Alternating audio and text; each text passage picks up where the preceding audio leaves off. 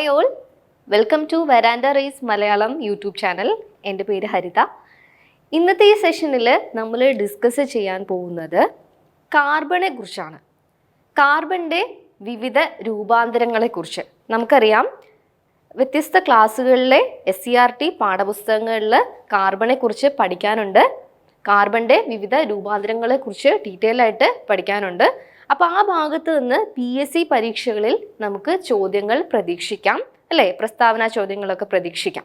അപ്പോൾ ഞാൻ കുറച്ച് പ്രസ്താവന ചോദ്യങ്ങൾ നിങ്ങൾക്ക് വേണ്ടി ഇവിടെ കൊണ്ടുവന്നിട്ടുണ്ട്. നമുക്കത് ഡിസ്കസ് ചെയ്യാം. അതിനു മുമ്പ് നിങ്ങൾക്ക് SSC ബാങ്ക് PSC റിലേറ്റഡ് ക്വരീസോ ഡൗട്ട്സോ ഉണ്ടെങ്കിൽ ഡിസ്ക്രിപ്ഷൻ ബോക്സിൽ കൊടുത്തിരിക്കുന്ന ലിങ്കിൽ കയറി രജിസ്റ്റർ ചെയ്താൽ നമ്മുടെ എക്സ്പേർട്ട് ടീം നിങ്ങളെ കോൺടാക്റ്റ് ചെയ്യുകയും നിങ്ങൾക്ക് എല്ലാ ഡീറ്റെയിൽസും തന്നെ തരികയും ചെയ്യുന്നതാണ്. അപ്പോൾ നമുക്കിനി സെഷനിലേക്ക് പോകാം. ഓക്കെ, നമ്മുടെ ആദ്യത്തെ ചോദ്യം നോക്കുക. കാർബണിൻ്റെ ഏറ്റവും കാഠിന്യമുള്ള രൂപാന്തരമായ വജ്രം മികച്ച താപജാലകം കൂടിയാണ് അല്ലേ, അത് നമുക്കറിയുന്ന കാര്യമാണ്. താഴെ പറയുന്നവയിൽ വജ്രത്തിൻ്റെ താപജാലകതയ്ക്കുള്ള കാരണം കണ്ടെത്തുക എന്നാണ് പറഞ്ഞിരിക്കുന്നത്. അപ്പോൾ ഇവിടെ കൊടുത്തിരിക്കുന്നു നോക്കുക, രൂപാന്തരങ്ങൾ എന്ന് കൊടുത്തിരിക്കുന്നു. കാർബണിൻ്റെ രൂപാന്തരങ്ങൾ അല്ലേ. എന്താണ് കാർബണിൻ്റെ രൂപാന്തരങ്ങൾ എന്ന് പറഞ്ഞാൽ? വ്യത്യസ്ത ഭൗതിക ഗുണങ്ങളോടും ഒരേ രാസഗുണങ്ങളോടും കൂടിയ ഒരേ മൂലകത്തിൻ്റെ തന്നെ വ്യത്യസ്ത രൂപങ്ങളെയാണ്, വിവിധ രൂപങ്ങളെയാണ് നമ്മൾ രൂപാന്തരങ്ങൾ അഥവാ അലോട്രോപ്സ് എന്ന് പറയുന്നത്. അപ്പോൾ കാർബണിന് അലോട്രോപ്സ് ഉണ്ട് അല്ലേ, വ്യത്യസ്ത രൂപങ്ങളുണ്ട്. ഈ ഒരു പ്രതിഭാസത്തെ, ഈ ഫിനോമിനനെ അലോട്രോപ്പിസം അഥവാ രൂപാന്തരത്വം എന്ന് പറയും എന്നും നമ്മൾ കേട്ടിട്ടുണ്ട്. അപ്പോൾ കാർബണിൻ്റെ രൂപാന്തരങ്ങളിലേക്ക് വരുമ്പോൾ നമുക്കറിയാം ക്രിസ്റ്റലീയാകൃതിയിലുള്ള രൂപാന്തരങ്ങളും കാർബണുണ്ട്, ക്രിസ്റ്റലീയാകൃതി ഇല്ലാത്ത രൂപാന്തരങ്ങളും കാർബണുണ്ട്. അവയാണ് അമോർഫസ് കാർബൺ എന്ന് പറയുന്നത്. അപ്പോൾ കാർബണിൻ്റെ ക്രിസ്റ്റലീയ രൂപാന്തരങ്ങൾ ഏതൊക്കെയാണെന്നാണ് നമ്മൾക്കറിയാവുന്നത്? വജ്രം അല്ലേ, ഗ്രാഫൈറ്റ് ഉണ്ട്, പിന്നെ ഗ്രാഫീൻ ഉണ്ട്, ഫുള്ളറീൻ ഉണ്ട്. അമോർഫസ് കാർബൺ ആണെങ്കിലോ, അതായത് ക്രിസ്റ്റലീയ ആകൃതി ഇല്ലാത്ത കാർബണിൻ്റെ രൂപാന്തരങ്ങളാണ് അമോർഫസ് കാർബൺ. അവയെന്ന് പറയുന്നത് നമ്മുടെ കോക്ക്, കൽക്കരി, എല്ലുകരി, മരക്കരി തുടങ്ങിയവയൊക്കെയാണ്. ഓക്കെ, അപ്പോൾ ഇതൊരു ബേസിക് ഡീറ്റെയിൽസ് ഞാൻ ജസ്റ്റ് ഒന്ന് പറഞ്ഞതേ ഉള്ളൂ. ഈ ഒരു ക്വസ്റ്റ്യൻ കണ്ടപ്പോൾ പറഞ്ഞതാണ്. ഓക്കെ, താഴെ പറയുന്നവയിൽ വജ്രത്തിൻ്റെ താപജാലകതയ്ക്കുള്ള കാരണം കണ്ടെത്തുക. അപ്പോൾ വജ്രത്തിന് ഉയർന്ന താപജാലകതയാണ് ഉള്ളത്. ഓക്കെ, ഇത് നമുക്കറിയാം കോപ്പറിനെ അപേക്ഷിച്ച് നോക്കുമ്പോൾ കോപ്പറിനേക്കാളും ചെമ്പിനേക്കാളും 5 മടങ്ങ് കൂടുതലാണ് വജ്രത്തിൻ്റെ താപജാലകത. വജ്രം വ്യാജമാണോ അല്ലയോ എന്ന് കണ്ടെത്താൻ താപജാലകത എന്ന ആ ഒരു സവിശേഷത, ആ ഒരു പ്രോപ്പർട്ടി ഉപയോഗിക്കുന്നുണ്ട്. വജ്രത്തിലെ ശക്തിയുള്ള സഹസംയോജക രാസബന്ധനം, അതാണോ വജ്രത്തിൻ്റെ ഉയർന്ന താപജാലകതയ്ക്കുള്ള കാരണം? ഉയർന്ന അപവർത്തനാങ്കം, വാൻഡർവാൾസ് ബലം, വജ്രത്തിലെ അയോണിക ബന്ധനം. അപ്പോൾ ഓപ്ഷൻ എ ആണ് കൃത്യമായിട്ടുള്ള ആൻസർ എന്ന് പറയുന്നത്. ഓപ്ഷൻ എ, വജ്രത്തിലെ ശക്തിയുള്ള സഹസംയോജക രാസബന്ധനമാണ് വജ്രത്തിൻ്റെ ഉയർന്ന താപജാലകതയ്ക്കുള്ള കാരണമെന്ന് പറയുന്നത്. അപ്പോൾ വജ്രത്തിൻ്റെ കാര്യം പരിശോധിക്കുകയാണെങ്കിൽ അതിൻ്റെ ക്രിസ്റ്റൽ ഘടന എടുക്കുകയാണെങ്കിൽ ഒരു കാർബൺ ആറ്റം ചുറ്റുമുള്ള 4 കാർബൺ ആറ്റങ്ങളുമായി സഹസംയോജക രാസബന്ധനത്തിൽ ഏർപ്പെട്ടിരിക്കുന്നു. അതിശക്തമായ ഈ രാസബന്ധനം തന്നെയാണ് വജ്രത്തിൻ്റെ കാഠിന്യത്തിന് പിന്നിലുള്ള കാരണവും. അപ്പോൾ അവിടെ ഫ്രീ ഇലക്ട്രോൺസ് ഇല്ല. ഓരോ കാർബൺ ആറ്റവും ചുറ്റുമുള്ള 4 കാർബൺ ആറ്റവുമായിട്ട് കൊവാലൻ ബോണ്ടിങ്ങിൽ ഏർപ്പെട്ടിരിക്കുന്നതുകൊണ്ട് അവിടെ ഫ്രീ ഇലക്ട്രോൺസ്, സ്വതന്ത്ര ഇലക്ട്രോൺസ് ഇല്ല. സ്വതന്ത്ര ഇലക്ട്രോൺസ് ഇല്ലെങ്കിൽ പിന്നെ ഇലക്ട്രിസിറ്റി കണ്ടക്ട് ചെയ്യാൻ ഇവിടെ ആരുമില്ല അല്ലേ. ഫ്രീ ഇലക്ട്രോൺസ് ഉണ്ടെങ്കിൽ ഇലക്ട്രിസിറ്റി കണ്ടക്ട് ചെയ്യുള്ളൂ.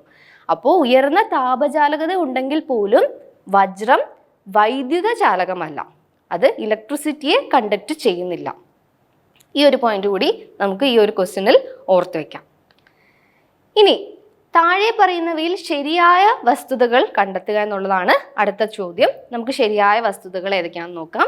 കൽക്കരി ഒരു ജീവാംശ ഇന്ധനമാണ്. അതെ, കൽക്കരി ഒരു ബയോ ഫ്യൂവലാണ്, നമുക്കറിയുന്നതാണ്. വായുവിൻ്റെ സാന്നിധ്യത്തിൽ കൽക്കരി ചൂടാക്കിയാൽ കോക്ക് ലഭിക്കുന്നു, അതും ശരിയായ പ്രസ്താവനയാണ്. കൽക്കരി സ്വേദനം ചെയ്യുമ്പോൾ കോൾ ഗ്യാസും കോൾ ടാറും ലഭിക്കുന്നു എന്ന് പറയുന്നു. അതും തികച്ചും ശരിയായിട്ടുള്ള ഒരു കാര്യമാണ്. കൽക്കരിയിൽ പ്രധാനമായും നൈട്രജൻ അടങ്ങിയിരിക്കുന്നു. കൽക്കരിയിൽ പ്രധാനമായും നൈട്രജൻ അടങ്ങിയിരിക്കുന്നു എന്ന് പറയുന്നത് തെറ്റായിട്ടുള്ളൊരു കാര്യമാണ്. കൽക്കരിയിൽ അടങ്ങിയിരിക്കുന്ന മൂലകങ്ങൾ കാർബൺ, ഹൈഡ്രജൻ, ഓക്സിജൻ എന്നിവയാണ്. ചെറിയ തോതിൽ സൾഫറും അടങ്ങിയിട്ടുണ്ട്. എന്നാൽ നൈട്രജൻ ഒരു പ്രധാന ഘടകമായി വരുന്നില്ല. അപ്പോൾ നാലാമത്തെ പ്രസ്താവന തെറ്റാണ്. 3 പ്രസ്താവനകൾ, ആദ്യത്തെ 3 പ്രസ്താവനകളാണ് ശരിയായിട്ടുള്ള പ്രസ്താവനകൾ. അപ്പോൾ ഇങ്ങോട്ട് നോക്കുകയാണെങ്കിൽ 1, 2, 3 ശരിയായ പ്രസ്താവനകളാണ്. അപ്പോൾ ഇത്തരം പ്രസ്താവനാ ചോദ്യങ്ങൾ തീർച്ചയായും ഇനിയുള്ള PSC പരീക്ഷകളിൽ നമ്മൾ പ്രതീക്ഷിക്കേണ്ടതുണ്ട് അല്ലേ? അപ്പോൾ പാഠഭാഗങ്ങൾ കൂടുതൽ നന്നായി പഠിച്ചാൽ മാത്രമേ നമുക്ക് പ്രസ്താവനാ ചോദ്യങ്ങൾ നേരിടാൻ കഴിയുള്ളൂ. കൂടുതൽ വ്യക്തമായി ക്ലാരിറ്റിയോടുകൂടി നമ്മൾ മനസ്സിലാക്കിയിരിക്കണം അല്ലേ? ഓക്കെ. അപ്പോൾ ആൻസർ ബി, ഓപ്ഷൻ കിട്ടിയിരിക്കുന്നു. ഇനി അടുത്ത ചോദ്യം നമുക്ക് നോക്കാം. കാർബണിൻ്റെ ഏറ്റവും മൃദുവായ ക്രിസ്റ്റലീയ രൂപാന്തരമാണ് ഗ്രാഫൈറ്റ്. അപ്പോൾ കാർബണിൻ്റെ ക്രിസ്റ്റലീയ രൂപാന്തരങ്ങൾ വജ്രം, ഗ്രാഫൈറ്റ്, ഫുള്ളറീൻ എന്നിവയുണ്ടെന്ന് നമുക്കറിയാം. അതിൽ തന്നെ ഏറ്റവും മൃദുവായ ക്രിസ്റ്റലീയ രൂപാന്തരം ഗ്രാഫൈറ്റ് ആണ്. ഏറ്റവും കാഠിന്യമേറിയ ക്രിസ്റ്റലീയ രൂപാന്തരം വജ്രമാണ്. ഓക്കെ. താഴെ പറയുന്നവയിൽ ഗ്രാഫൈറ്റിൻ്റെ സവിശേഷതകൾ തിരഞ്ഞെടുക്കുക. അപ്പോൾ കാർബണിൻ്റെ എല്ലാ അലോട്രോപ്സിനും അവയുടേതായ പ്രത്യേക പ്രോപ്പർട്ടീസ്, സവിശേഷതകൾ ഉണ്ട്. ഗ്രാഫൈറ്റിൻ്റെ സവിശേഷതകൾ ഏതൊക്കെയാണ്? മൃദുവും തെന്നിമാറുന്നതുമാണ്. അത് കറക്റ്റാണ് അല്ലേ? മൃദുവും തെന്നിമാറുന്നതുമാണ്. ചാരനിറമുണ്ട്. വൈദ്യുത ചാലകമല്ല എന്ന് പറയുന്നത് തെറ്റാണ്. വജ്രം വൈദ്യുത ചാലകമല്ല, എന്നാൽ നമ്മുടെ ഗ്രാഫൈറ്റ് വൈദ്യുത ചാലകമാണ്. ഇലക്ട്രിസിറ്റി കണ്ടക്ട് ചെയ്യാൻ അതിന് കഴിയും. കാരണം നമ്മൾ ഗ്രാഫൈറ്റിൻ്റെ ക്രിസ്റ്റൽ ഘടന പരിശോധിക്കുകയാണെങ്കിൽ ഓരോ കാർബൺ ആറ്റവും ചുറ്റുമുള്ള 3 കാർബൺ ആറ്റങ്ങളുമായാണ് കോവാലന്റ് ബോണ്ടിങ്ങിൽ അഥവാ സഹസംയോജക രാസബന്ധനത്തിൽ ഏർപ്പെട്ടിരിക്കുന്നത്. അപ്പോൾ അവിടെ ഫ്രീ ഇലക്ട്രോൺസ് ഉണ്ട്, സ്വതന്ത്ര ഇലക്ട്രോൺസ് ഉണ്ട്. ആ ഇലക്ട്രോൺസിന് ഇലക്ട്രിസിറ്റി കണ്ടക്ട് ചെയ്യാനായിട്ട് കഴിയും. അതുകൊണ്ട് നമ്മുടെ ഗ്രാഫൈറ്റ് എന്ന് പറയുന്നത് വൈദ്യുത ചാലകമാണ്. ബാഷ്പീകരണശീലമില്ല എന്നുള്ളത് കറക്റ്റാണ്. അപ്പോൾ സവിശേഷതകൾ 1, 2, 4 എന്നിവയാണ് ഗ്രാഫൈറ്റിൻ്റെ സവിശേഷതകൾ. അപ്പോൾ നോക്കിക്കേ, ഓപ്ഷൻ ഡി നോക്കുകയാണെങ്കിൽ 1, 2, 4 എന്നിവ കൃത്യമായിട്ട് കൊടുത്തിട്ടുണ്ട്. അപ്പോൾ നമുക്ക് ഓപ്ഷൻ ഡി ശരിയാണെന്ന് മനസ്സിലായി അല്ലേ? ഓക്കെ. ഇനി അടുത്ത ചോദ്യം. കാർബണിൻ്റെ രൂപാന്തരമായ ഫ്യുളറീനുമായി ബന്ധപ്പെട്ട് ചില പ്രസ്താവനകൾ ചുവടെ ചേർക്കുന്നു. ശരിയായവ കണ്ടെത്താനാണ് നമ്മളോട് പറഞ്ഞിരിക്കുന്നത്. അപ്പോൾ കാർബണിൻ്റെ ഒരു ക്രിസ്റ്റലീയ രൂപാന്തരമാണ് ഫ്യുളറീൻ എന്ന് പറയുന്നത്. ഇപ്പോൾ നാനോ ടെക്നോളജിയിലെല്ലാം ഒരുപാട് ഉപയോഗപ്പെടുത്തുന്ന ഒരു കാർബണിൻ്റെ അലോട്രോപ്പാണ്. കാർബണിൻ്റെ എല്ലാ അലോട്രോപ്സും തന്നെ നാനോ ടെക്നോളജി രംഗത്ത് വിപ്ലവകരമായിട്ടുള്ള മാറ്റങ്ങൾ കൊണ്ടുവന്നുകൊണ്ടിരിക്കുകയാണ്. അപ്പോൾ ഫ്യുളറീനെ കുറിച്ച് പറയുകയാണെങ്കിൽ പഞ്ചഭുജ ആകൃതിയും ഷഡ്ഭുജ ആകൃതിയുമുള്ള വലയങ്ങൾ ചേർന്ന പൊള്ളയായ ഗോളീയ രൂപമാണ് ഫ്യുളറീൻ എന്ന് പറയുന്നത്. ശരിയാണ് അല്ലേ? ഇത് ശരിയാണ്. പഞ്ചഭുജ ആകൃതിയും ഷഡ്ഭുജ ആകൃതിയുമുള്ള വലയങ്ങൾ ചേർന്ന ഫ്യുളറീനുകൾ ബക്കി ബോൾസ് എന്ന് വിളിക്കപ്പെടുന്നു. അവയുടെ പേര് ബക്കി ബോൾസ് എന്നാണ്. അപ്പോൾ ബക്കി ബോൾസ് എന്ന് നിങ്ങൾ കേട്ടിട്ടുണ്ടാവും, ബക്കി ട്യൂബ്സ് എന്നും കേട്ടിട്ടുണ്ടാവും. അപ്പോൾ ബക്കി ട്യൂബ്സ് എന്താണെന്ന് ഇവിടെ പറയുന്നുണ്ട്. സിലിണ്ടർ ആകൃതിയിലുള്ള ഫ്യുളറീനുകൾ ബക്കി ട്യൂബ്സ് എന്ന് വിളിക്കപ്പെടുന്നു. സിലിണ്ടർ ആകൃതിയിലുള്ള ഫ്യുളറീനുകളാണ് കാർബൺ നാനോ ട്യൂബുകളായി ഉപയോഗിക്കുന്നത്. അപ്പോൾ ഫ്യുളറീനെ കുറിച്ച് ഈ പറഞ്ഞിരിക്കുന്ന 4 പ്രസ്താവനകളും വളരെ കൃത്യമായ ശരിയായ പ്രസ്താവനകളാണ്. അപ്പോൾ എല്ലാ പ്രസ്താവനകളും ശരിയാണ്. ആൻസർ ഓപ്ഷൻ ഡി കറക്റ്റാണ്. ഓക്കെ. ഇനി മറ്റൊരു ചോദ്യം നോക്കാം. ഫ്യുളറിൻ, ഗ്രാഫൈറ്റ് മുതലായ കാർബണിൻ്റെ രൂപാന്തരങ്ങളുടെ അടിസ്ഥാന യൂണിറ്റാണ് ഗ്രഫീൻ എന്ന് പറയുന്നത്. ഗ്രഫീനുമായി ബന്ധപ്പെട്ട ചില പ്രസ്താവനകൾ ചുവടെ ചേർക്കുന്നു. ശരിയല്ലാത്തത്, തെറ്റായ പ്രസ്താവനകളാണ് ഇത്തവണ നമ്മൾ കണ്ടെത്തേണ്ടത്. നോക്കാം നമുക്ക്.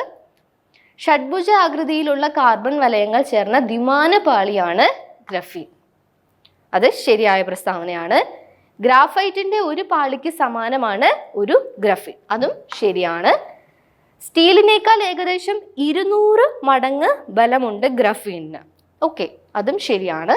താപത്തിൻ്റെയും വൈദ്യുതിയുടെയും ചാലകമല്ല എന്നാണ് പറഞ്ഞിരിക്കുന്നത്. എന്നാൽ നമ്മുടെ ഗ്രഫീൻ എന്ന് പറയുന്നത് താപത്തിൻ്റെയും വൈദ്യുതിയുടെയും ചാലകമാണ്. ഓക്കെ, ഇലക്ട്രിസിറ്റിയും ടെമ്പറേച്ചറും കണ്ടക്ട് ചെയ്യാൻ കഴിയുന്ന ഒരു കാർബണിൻ്റെ അലോട്രോപ്പാണ് ഗ്രഫീൻ എന്ന് പറയുന്നത്. സോ അതൊരു തെറ്റായ പ്രസ്താവനയാണ്. ഈ പ്രസ്താവന തെറ്റാണ്. 4ാമത്തെ പ്രസ്താവന തെറ്റാണ്. അപ്പോൾ നോക്കിക്കേ, ഓപ്ഷൻ ബി നോക്കിയാൽ അറിയാം 4 മാത്രം ശരിയല്ലാത്ത പ്രസ്താവനയാണ് കണ്ടെത്താൻ പറഞ്ഞിരിക്കുന്നത്. 4 മാത്രം. അപ്പോൾ ആൻസർ വരുന്നത് ഓപ്ഷൻ ബി. മറ്റൊരു ചോദ്യത്തിലേക്ക് പോകാം. താഴെ പറയുന്നവയിൽ കാർബൺ ഡയോക്സൈഡിൻ്റെ ഉപയോഗങ്ങൾ തിരഞ്ഞെടുക്കാനാണ് നമ്മളോട് പറഞ്ഞിരിക്കുന്നത്. അപ്പോൾ കാർബൺ ഡയോക്സൈഡിൻ്റെ ഉപയോഗങ്ങൾ നമ്മൾ ചെറിയ ക്ലാസ്സുകളിലൊക്കെ പഠിച്ചിട്ടുള്ളതാണ് അല്ലേ. ഫയർ എക്സ്റ്റിങ്ക്യൂഷേഴ്സിൽ, അഗ്നിശമനികളിൽ കാർബൺ ഡയോക്സൈഡ് ഉപയോഗിക്കുന്നു. കാർബൺ ഡയോക്സൈഡ് ഫയർ എക്സ്റ്റിങ്ക്യൂഷേഴ്സിൽ ഉപയോഗിക്കുന്ന കാര്യം നമുക്കറിയാം. കൃത്രിമ ശ്വാസോച്ഛ്വാസത്തിന് ഉപയോഗിക്കുന്നു. അപ്പോൾ കാർബോജനാണ് കൃത്രിമ ശ്വാസോച്ഛ്വാസത്തിന് ഉപയോഗിക്കുന്നത്. അതിൽ 95% ഓക്സിജനും 5% കാർബൺ ഡയോക്സൈഡുമാണ് ഉള്ളത്. അപ്പോൾ അത് ഒരു ശരിയായ പ്രസ്താവനയാണ് അല്ലേ. കാർബൺ ഡയോക്സൈഡിൻ്റെ ഒരു ഉപയോഗമാണത്. ഇനി കാർബൺ ഡയോക്സൈഡിൻ്റെ ഖരരൂപമായ ഡ്രൈ ഐസ് ശീതീകാരിയായി ഉപയോഗിക്കുന്നു. അപ്പോൾ കാർബൺ ഡയോക്സൈഡിൻ്റെ ഖരരൂപത്തെ വിളിക്കുന്ന പേര് ഡ്രൈ ഐസ് ആണെന്നും അത് ശീതീകാരിയായി ഉപയോഗിക്കുന്ന ഒന്നാണെന്നും നമ്മൾ ഓർത്തിരിക്കണം. ലോഹ നിർമ്മാണ പ്രക്രിയയിൽ നിരോക്സികാരിയായി കാർബൺ ഡയോക്സൈഡ് പ്രവർത്തിക്കുന്നു എന്നാണ് ഒരു പ്രസ്താവന. പക്ഷെ അത് തെറ്റായ പ്രസ്താവനയാണ്. അത് കാർബൺ ഡയോക്സൈഡിൻ്റെ ഒരു ഉപയോഗമല്ല. കാർബൺ മോണോക്സൈഡ് ആണ് ലോഹ നിർമ്മാണ പ്രക്രിയയിൽ നിരോക്സികാരിയായിട്ട് ഉപയോഗിക്കുന്നത്. കാർബൺ മോണോക്സൈഡ് ആണ്, കാർബൺ ഡയോക്സൈഡ് അല്ല. അപ്പോൾ ഉപയോഗങ്ങൾ തിരഞ്ഞെടുക്കാനാണ് പറഞ്ഞിരിക്കുന്നത്. 1, 2, 3 എന്നിവയാണ് കാർബൺ ഡയോക്സൈഡിൻ്റെ ഉപയോഗങ്ങൾ. 1, 2, 3 മാത്രം. Option A. അപ്പോൾ കൃത്യമായിട്ട് നമ്മൾ തിരഞ്ഞെടുത്തു. മറ്റൊരു ചോദ്യം നോക്കാം. കാർബണിക സംയുക്തങ്ങളുടെ എണ്ണക്കൂടുതലിന് കാരണം അല്ലെങ്കിൽ കാരണങ്ങൾ കണ്ടെത്താനാണ് നമ്മളോട് പറഞ്ഞിരിക്കുന്നത്. നമുക്കറിയാം പ്രപഞ്ചത്തിൽ കാർബണിക സംയുക്തങ്ങൾ ഒത്തിരി ഉണ്ട്. അതിന് പിന്നിൽ പല കാരണങ്ങളും ഉണ്ട് അല്ലേ. മറ്റ് മൂലകങ്ങളെ എലമെൻസിനെ അപേക്ഷിച്ച് നോക്കുമ്പോൾ കാർബണിൻ്റെ കോമ്പൗണ്ട്സ് ആണ് ഏറ്റവും കൂടുതൽ നമ്മൾ പ്രകൃതിയിൽ കാണുന്നത്. അപ്പം അതിന് പിന്നിലുള്ള കാരണങ്ങൾ എന്തൊക്കെയാണ്? കാർബണിൻ്റെ സംയോജകത 4 കാർബണിൻ്റെ വാലൻസി 4 നമുക്കറിയാം. 4 ആയതുകൊണ്ട് എന്താണ് പ്രത്യേകത? കാറ്റനേഷൻ കഴിവ് കൂടുതലാണ്. കാർബണിന് മറ്റ് മൂലകങ്ങളെ അപേക്ഷിച്ച് നോക്കുമ്പോൾ കാറ്റനേഷനുള്ള കഴിവ് അല്ലേ. ഒരു മൂലകത്തിൻ്റെ പല ആറ്റങ്ങൾ സംയോജിക്കുന്നതിനുള്ള കഴിവിനെയാണ് കാറ്റനേഷൻ എന്ന് പറയുന്നത്. അത് മറ്റ് മൂലകങ്ങളെ കമ്പയർ ചെയ്ത് നോക്കുമ്പോൾ കാർബണാണ് ആ ഒരു കഴിവ് ഏറ്റവും കൂടുതലുള്ളത്. ഇനി കാർബൺ ആറ്റങ്ങൾ തമ്മിൽ ഏകബന്ധനം, ദ്വിബന്ധനം, ത്രിബന്ധനം എന്നിവ സാധ്യമാണ് അല്ലേ. Single bond, double bond, triple bond എന്നിവ സാധ്യമാണ്. കാർബൺ ആറ്റങ്ങൾ പരസ്പരം സംയോജിച്ച് ശൃംഖലകളോട് കൂടിയ നിരവധി സംയുക്തങ്ങൾ ഉണ്ടാക്കുന്നു. അതും ശരിയായിട്ടുള്ള ഒരു പ്രസ്താവനയാണ്. അപ്പോൾ കാർബൺ ആറ്റത്തെ സംബന്ധിച്ച് ഈ പറഞ്ഞിരിക്കുന്ന 4 കാര്യങ്ങളും വളരെ ശരിയായിട്ടുള്ള പ്രസ്താവനകൾ തന്നെ ആണ്. ഓക്കെ, അപ്പോൾ കാർബണിക സംയുക്തങ്ങളുടെ എണ്ണക്കൂടുതലിന് ഈ 4 പ്രസ്താവനകളും കാരണങ്ങളാണ്. സോ നമുക്ക് മുകളിൽ പറഞ്ഞവയെല്ലാം കാരണങ്ങളാണെന്ന നിഗമനത്തിൽ എത്താൻ പറ്റും. Answer option T.